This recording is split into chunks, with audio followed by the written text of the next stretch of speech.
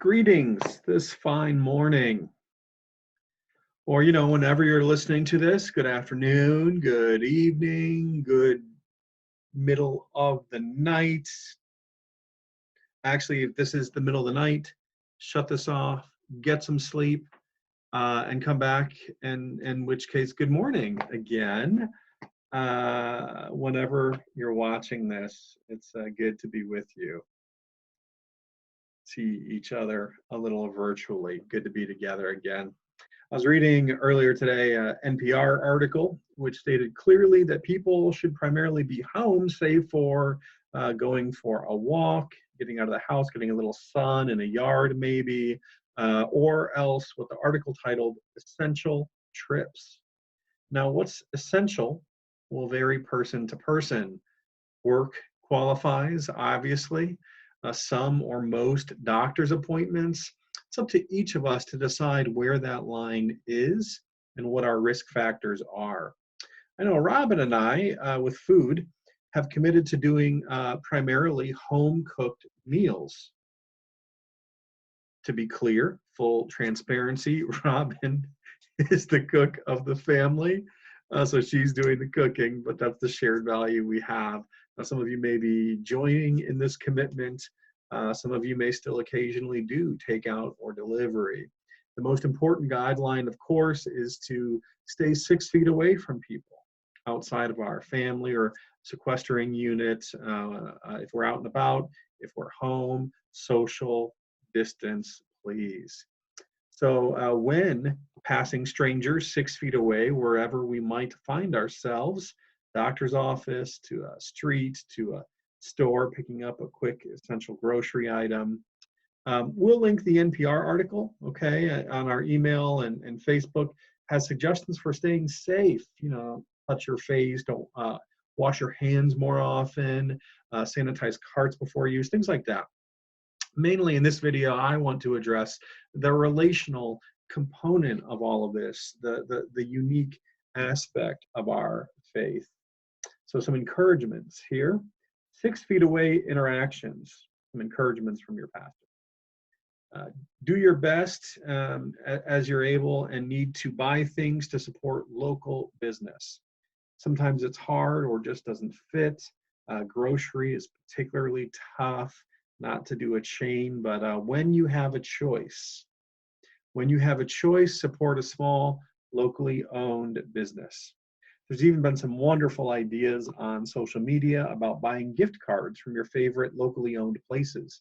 They get the money today, and you can redeem the card when you're able to visit them in person again. As you interact with staff of places that you may find yourself, please say thank you. Express gratitude for the work they're doing. If you get food delivered, consider, if you're able, leaving a larger tip than usual. As you pass strangers, take an extra effort to recognize their humanity. A little eye contact could go a long way. You can say hello from 6 feet away.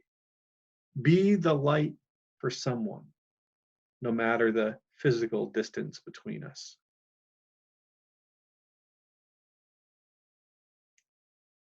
Earlier today, I was talking with someone about how this senior class of high schoolers may face the reality of significant disruptions to their final year in school, possibilities in some areas of schools, not meeting in person again this year, or graduation ceremonies postponed or canceled outright. This has me thinking about the disappointments some have faced during this time. I said in our first video together that church will not be the last cancellation or disappointment that we experience. So as we weigh out, disappointments on one end, as we weigh out, perhaps increased anxiety on one end, why we're not dining in a restaurant or going to a movie, this is on one hand. So on the other hand, to kind of weigh it out, we want to remember the reason we're doing this. Love for our neighbor, for the greater good, for the least of these, for our community love. As the great Brethren saying goes, for the glory of God and our neighbor's good. This saying hung in Christoph Sauer's printing shop in the earliest days of this country. The saying reminds us from the roots of our faith to today that our faith, our Anabaptist, our Church of the Brethren faith, is more than the vertical relationship of us and God. It is also the horizontal relationship we have to each other. For the glory of God and our neighbor's good.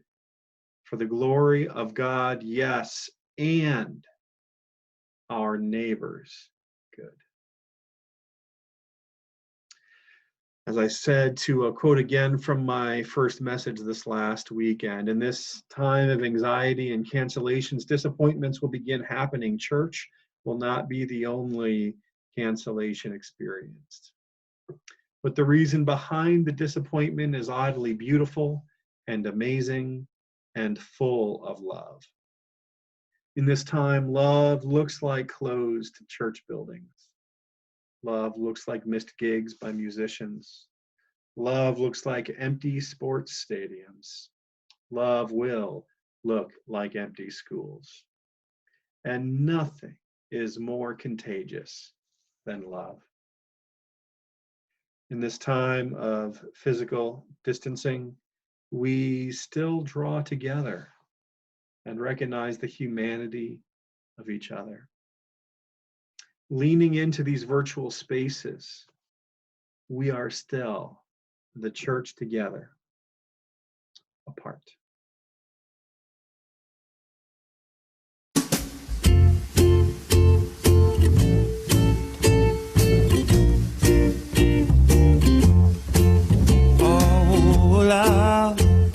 Thought that I would mention, give it some attention right now.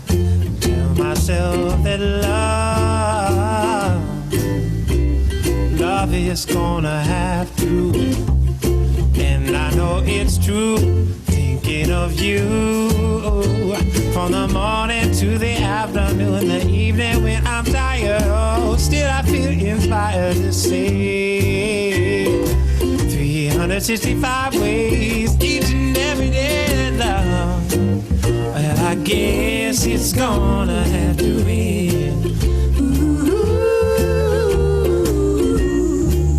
Cause I cannot help but let it in, so my heart can't stop beating again. Oh, love is gonna win.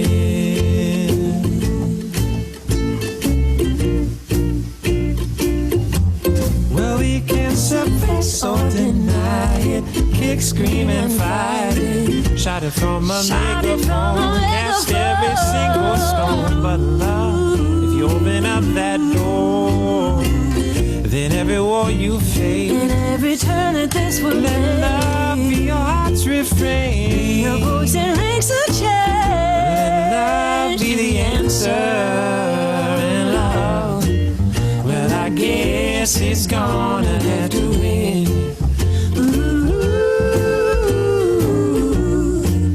Cause I cannot help but let it in, so my heart can't stop beating again. Oh, love is gonna win.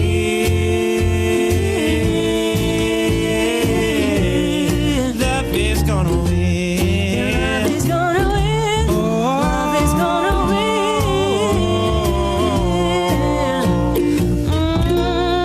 love is gonna win.